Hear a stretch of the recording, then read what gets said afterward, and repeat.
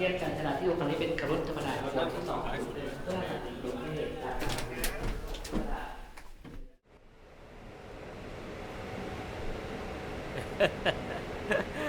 คุณพี่โชเฟอร์ขับเข้ารังสิตซิ่งหน้าดูเลย ต่อจากคลิปที่แล้วครับ เดี๋ยวเราไปต่อจากสถานีรังสิตถึงเชียงรากน้อยเลย ดูไปเรื่อยๆมีการเข้าพื้นที่ทำต่อหลังจากที่เราดูตั้งแต่1 พฤศจิกายนที่ผ่านมาก็อยู่ในช่วงหน้าหนาวหมดฝนแล้วก็สร้างกันต่อครับไปเรื่อยๆแต่คลิปนี้ก็ถึงแค่เชียงรากน้อยมีการเข้าพื้นที่ช่วงลงเสาเข็มกันต่อหลังหมู่บ้านอารีลม2มาทางรังสิตส่วนบริเวณข้างๆทางวิ่งของรถไฟฟ้าสายสีแดงก็ยังนิ่งอยู่ครับแต่ว่าก็คงจะเข้าพื้นที่อีกไม่นานนะครับเห็นธงสีฟ้าอยู่ก็น่าจะข้ามกันอยู่บริเวณนี้แหละค่อยมาดูนะว่าจุดไหนแล้วก็ถัดจากทำทั้งสองฝั่งเลยข้ามมาฝั่งนี้แล้วเคลียร์พื้นที่แล้วก็เตรียมลงเสาเข็มกันต่อเนื่องจุดไหนที่ยังไม่ได้ลงก็ลงต่อทำไมครับพี่ใช่เนี่ยรถไฟความเร็วสูงนี่เลยแค่เช็คแล้วน้อย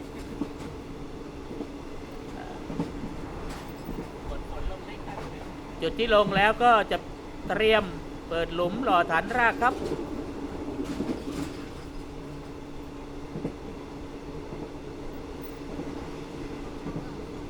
นี่ครับชุดใหญ่ทำต่อจากหลังหมู่บ้านอารีรม2มาถึงจุดนี้แล้วก็กำลังขุดเจาะหล่อเสาเข็มกันต่อจากเดือนที่แล้วโอ้ได้เยอะแล้วนะ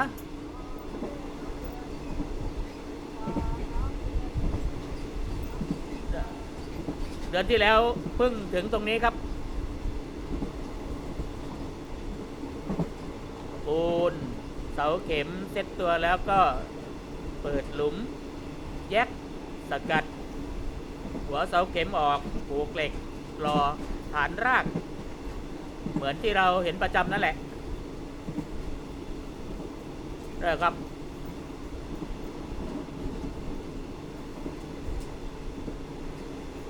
เรื่อยๆต่อหม้อไม่น่าสูงนะ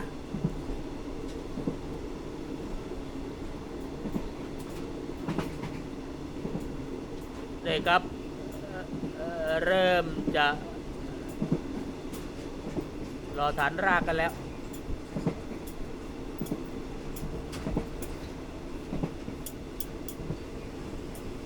ต้นเดือนพฤศจิกายังน้ำท่วมอยู่นะตรงนี้นะในคลิปที่เรามาถ่าย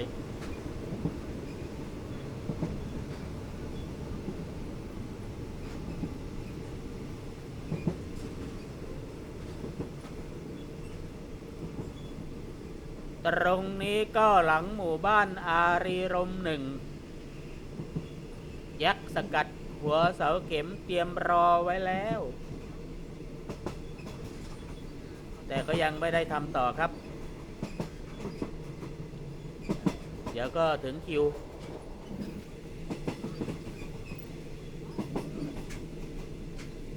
แล้วก็เข้าสู่สถานีเชียงรากการก่อสร้างก็ต่อเนื่องไปเรื่อยๆเราก็ดูตลอดแล้วก็ลุ้นตลอดว่าบ้านพักบ้านนายตรวจจะมีงบประมาณทำใหม่ไหม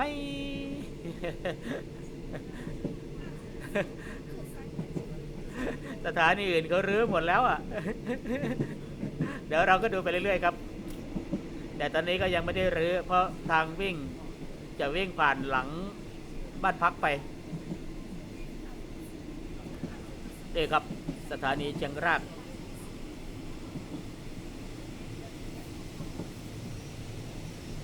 ขบวน201จอดที่สถานีเชียงรากค่าโดยสารจากรังสิตไปสถานีเชียงรากน้อยก็3 บาทอ้าวลืมนับว่ากี่กิโล เดี๋ยวค่อยบอกนะไปกันต่อครับจอดนานอยู่อาคารสถานีก็อยู่ฝั่งโน้นแหละฝั่งทิศตะวันออกทางวิ่งก็จะอยู่หลังบ้านพักไปครับบริเวณบ้านพักก็เห็นเคลียร์แล้วนะเห็นเริ่มเคลียร์กันแล้วผมก็ว่าจะลงไปดูก็ไม่ได้คือมันเป็นทางผ่านก็ไม่ได้ลงมาดูสักทีตรงเชียงรากเนี่ยนี่ครับไม่รู้จะมีงบประมาณให้ทำใหม่ไหม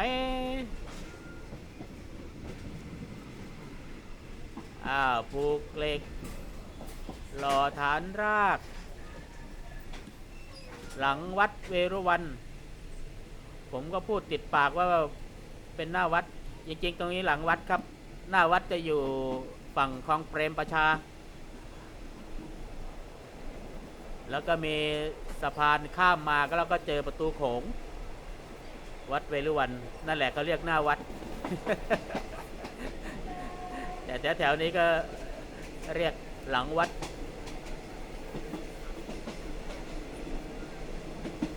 จุดเริ่มที่ตม.จะขึ้น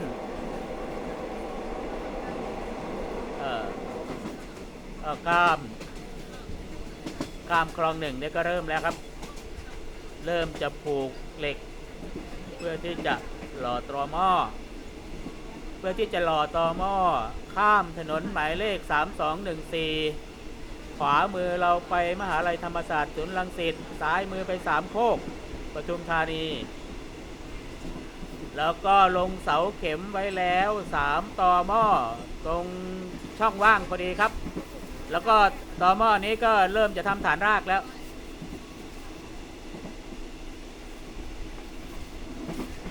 จุดนี้ก็เป็นจุดลงเสาเข็มทดสอบครับเลยมาหน่อยบริเวณดงตาลบางพูดแหล่งหาปลากัดสมัยผมเป็นอ้วนดำ ปั่นจักรยานมาหาปลากัดแถวๆนี้แหละนี่ครับเริ่มจะประกอบโครงเหล็กเพื่อจะรอตม.ท่อนแรกแล้วโดยตม.เราก็ไม่สูงหรอกน่าจะอยู่ประมาณแถวสถานีคลองพุทธาน่าจะสูงประมาณนั้น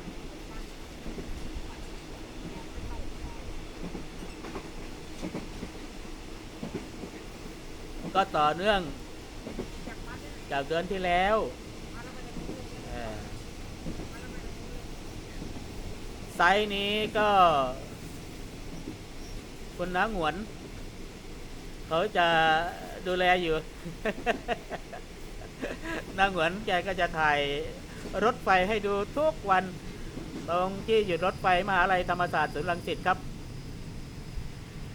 เริ่มปลูกเหล็กเพื่อที่จะหล่อต่อหม้อขึ้นแล้ว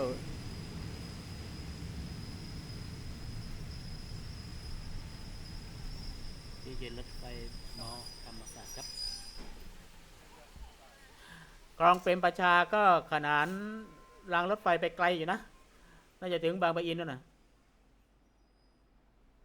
ห่างเราไปประมาณเกือบ200 เมตรก็จะเป็นคลองเปรมครับไปกันต่อครับไม่ไกลก็จะถึงแล้วเชียงรากน้อยลงเสาเข็มไว้หมดแล้วเตรียมเปิดหลุมหล่อฐานรากไปเรื่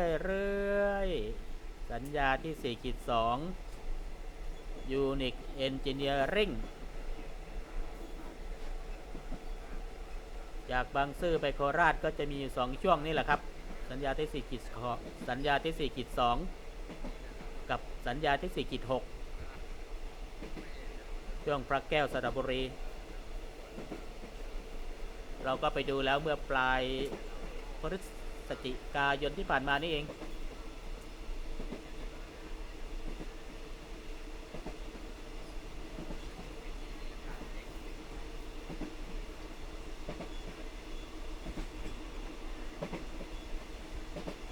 นี่ครับ เริ่มจะหล่อต่อหม้อขึ้นแล้ว จากนี้ไปไม่สูงครับไม่สูงดูโครงเหล็กแล้วก็ไม่ใหญ่ด้วย เริ่มเห็นท่อนแรกของต่อหม้อขึ้นแล้ว ไปเรื่อยๆบางต้นก็ปลูกเหล็กท่อนปลายแล้วนะแล้วก็เตรียมแบบรอไว้รอก็คงจะเห็นไม่นานส่วนเสาไฟฟ้าแรงสูงเนี่ยมาตั้งแต่เมื่อไหร่ไม่รู้บริเวณนี้เพิ่งสร้างครับผมก็ลืมสังเกตดูครับเดี๋ยวดูท่อนปลายเนี่ยที่ปลูกเหล็กท่อนปลายก็สูงแค่นี้แหละต่อหม้อเดี๋ยวสักพักก็จะเห็นท่อนปลายเสร็จเรียงกันก่อนที่จะถึงที่หยุดรถไฟนวนครประมาณกิโลนึงแหละจุดนี้ขวามือแล้วครับนิคมอุตสาหกรรมนวนครหลังนิคมอุตสาหกรรมนวนคร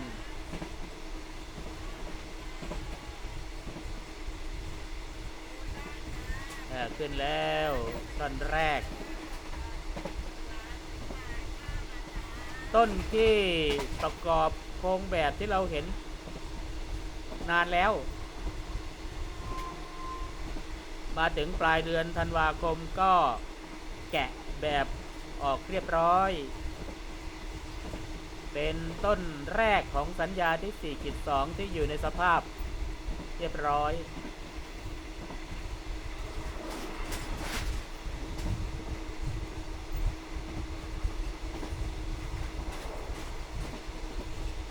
ข้างหน้าเราก็จะเป็นศูนย์จ่ายปูน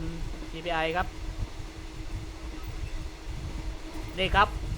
ต้นที่เราเห็นแบบรอมาสักพักแล้วล่ะตอนนี้ก็เป็นตอหม้อต้นแรกที่ขึ้นเรียบร้อยแล้วแล้วก็ต้นแรกของสัญญาที่ 4.3 จุดสิ้นสุดกันอยู่กันตรงนี้นะแล้วก็จุดเริ่มต้นแรกของตอหม้อของสัญญาที่ 4.3 ที่ได้ขึ้นแล้วส่วนนั่งร้านเนี่ยจะประกอบนั่งร้านที่จะประกอบขึ้นไปเมื่อกี้เนี่ยไม่รู้จะทำยังไงกันครับแล้วก็ไม่นานตอหม้อที่ค้างก็จะหล่อขึ้นไป1 เดือนเกือบ2 เดือนแล้วนะวันที่เรามาดูก็24 ธันวาเมื่อวานนี้เองเพราะว่าวันนี้วันคริสต์มาสวันที่25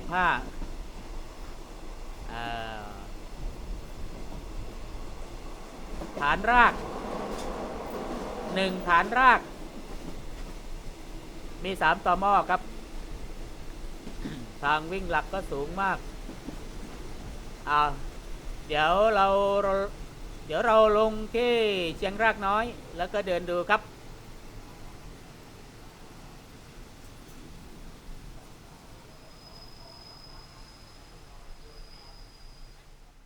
สถานีเชียงรากน้อยครับวัน201ไปพิษณุโลกต่อผู้โดยสารยังไม่แน่นครับ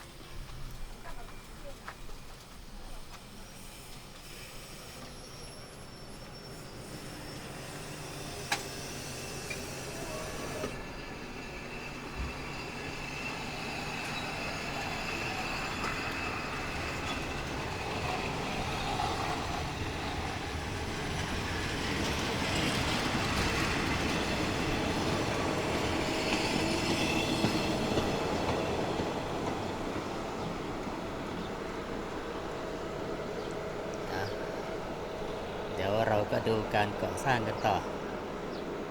มาถึงเชียงรากน้อยก็ 11:45 นาทีครั้งที่แล้วที่เรามาดูก็คือ 1 พฤศจิกายน 2568 วันนี้วันที่ 24 ธันวาคม 2568 ความคืบหน้าเยอะเลยครับ เดี๋ยวค่อยสรุปเปอร์เซ็นต์การก่อสร้างในรอบเดือนนะครับชันชาราใหม่ ส่วนต่อยื่นออกมาเพื่อจะให้รถไฟจอด แล้วก็จะมีการวางชุดวางทางวิ่งชุดบีมชุดใหญ่เลยใหญ่มากสีน้ำเงินเห็นไหมครับเห็นนะต่อหม้อต้นสุดท้าย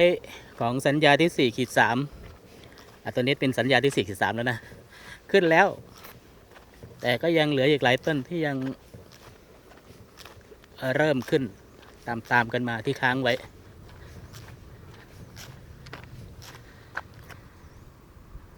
สูงกี่เมตรไม่รู้นี่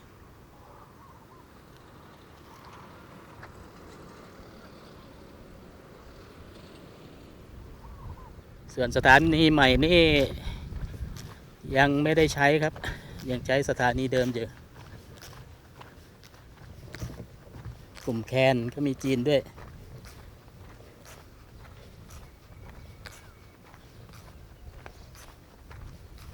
นี่ครับสีน้ำเงินที่อยู่ข้างล่างนั่นแหละก็คือชุดบีม2 ชุดพอขึ้นข้างบนก็น่าจะรื้อมาตัวเดิมไหมน่าจะใช่แหละเพราะเดือนที่แล้วนี่ย้ายเดือนที่แล้วนี่ขยับไปเป็นเกือบกิโลเลยจากจุดนี้จุดท้ายเนี่ยเมื่อก่อนอยู่ตรงเนี้ยตรงสิ้นสุดที่วางสแปนแล้วก็1 พฤศจิกาก็ย้ายไปโน่นแล้วก็ถอดออกเรายกมายังไงเนาะนี่หนักแล้วเคลื่อนย้ายมายังไงแหมมาถึงก็เวลาพักพอดีข้ามรางทางฝั่งซ้ายก็จะเข้าศูนย์ซ่อมตรงบริเวณนี้แหละครับจุดนี้น่าจะสร้างตู้คอนโทรลนะแทนตู้เดิมไหมที่อยู่ตรงนู้นนะครับทางวิ่งที่วางสแปนเข้าศูนย์ซ่อมแล้วก็มีต่อหม้อขึ้นมา1 ต้นแต่ต้นที่ติดรางรถไฟนี้ยังไม่มีทางฝั่งนี้แต่น่าจะลงเสาเข็มไปแล้วนี่ครับอาการไฟฟ้าหลังใหม่มุงหลังคาเรียบร้อยหลังเดิมอยู่นู่นติดต่อหม้อพอดีก็เตรียมย้ายกันครับเสร็จเรียบร้อยก็ระบบไฟทั้งหลายแหละก็เตรียมย้ายเห็นสายไฟเพียบเลยสายไฟระบบอนุสัญญาณนี่ครับเสาต้นสี่เหลี่ยมที่จะรับคานคร่อมไปที่สถานีส่วนอาคารสำนักงานบ้านพักก็ทำไปเรื่อยครับ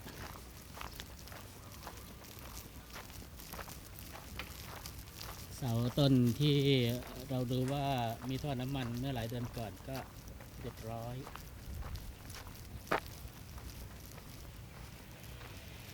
เห็นคุณพี่บอกว่าบีมจะยกพรุ่งนี้เป็นวันเพ็ญพิเศษไม่ใช่พรุ่งนี้พรุ่งนี้ดิวันที่ 25เนี่ยเล็งต่อหม้อหลักก็จะอยู่ตรงนี้พอดีบีมสีน้ำเงินลันเชอร์หรือชุด LG หรือชุดวางทางวิ่งชุดวางทางวิ่งต้นเดือนที่แล้วที่เรามาดูนี่ถอยไปประมาณ1 กิโลพอปลายธันวาปุ๊บก็ไม่รู้มาตอนไหนนะแล้วขนมายังไงแต่ดูข้างในนี่เป็นแต่น่าจะหนักอยู่ แล้วก็ทางวิ่งหลักต่อหม้อยังไม่เสร็จอยู่3 ต้นตรงนี้นะ แล้วก็ดูก็น่าจะวางต่อหม้อที่จะเข้าศูนย์ซ่อมก่อนนี่ครับแล้วก็วางไปเรื่อยๆวางเซกเมนต์วางสแปนไปเรื่อยๆทางต้นสัญญาทางสวนใจปูน TPI โอ้น่าจะ2 เมตรกว่าอยู่มั้ยความสูงหล่นแคนครับ LG ชุดหนึ่งก็อยู่ประจำการอยู่ที่หินลับเหมือนกันเลยน่าจะถอดออกจากเมื่อก่อนอยู่ทางวิ่งเข้าศูนย์ซ่อมถอดไปใช้งานที่นู่น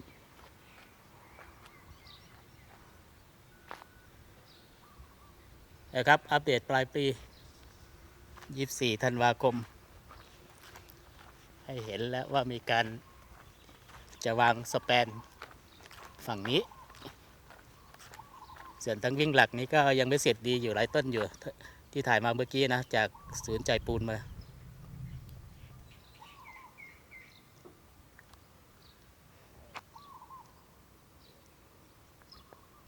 ค่อยมาดูเรื่อยๆครับจุดนี้ถือว่าเป็นจุดสำคัญเลยเราจะวิ่งเบี่ยงเข้าศูนย์ซ่อมทำเรื่อยๆไม่หยุดครับ60 กว่า%แล้วเดือนที่แล้ว61%ปลายเดือนธันวาก็น่าจะเพิ่มขึ้นอยู่อัปเดตกันนี้ครับให้เห็นว่ามีการก่อสร้างต่อเนื่องในจากวันที่1 พฤศจิกายนที่เรามาดูแล้วก็วันนี้วันที่24 ธันวาได้ไปเยอะแล้วอย่าไปดูดิตรงนี้ไปเล็งตรงนี้อีก1 จุด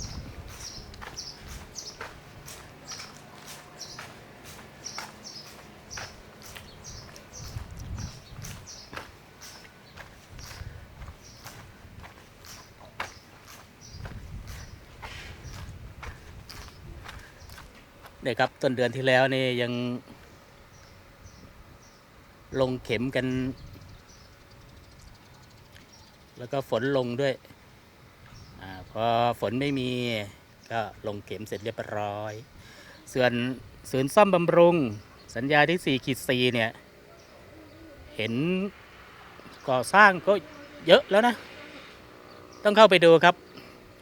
ยาว2 กิโลกว่านั่นน่ะกว่าจะถึงมอเตอร์เวย์2 กิโลครึ่งได้มั้งกว้างประมาณ500 เมตรกว้างสุดนะเห็นก่อสร้างอาคารแล้วจุดของสัญญาที่4/4เข้าไปดูชุดไฟชุดระบบอนุสัญญาณก็จะวิ่งจากอาคารไฟฟ้าสายใหญ่ๆนี่แหละครับแล้วก็มาเข้าที่สถานีถ้าอาคารนั้นเสร็จก็จะย้ายไปนู่นก็มาดูเรื่อยๆครับส่วนจะไปไหนต่อตอนนี้โล่งแล้วว่างเว้นแล้ว คลิปต่อจากนี้ไปจะไปไหนต่อค่อยว่าอีกทีนึงนะ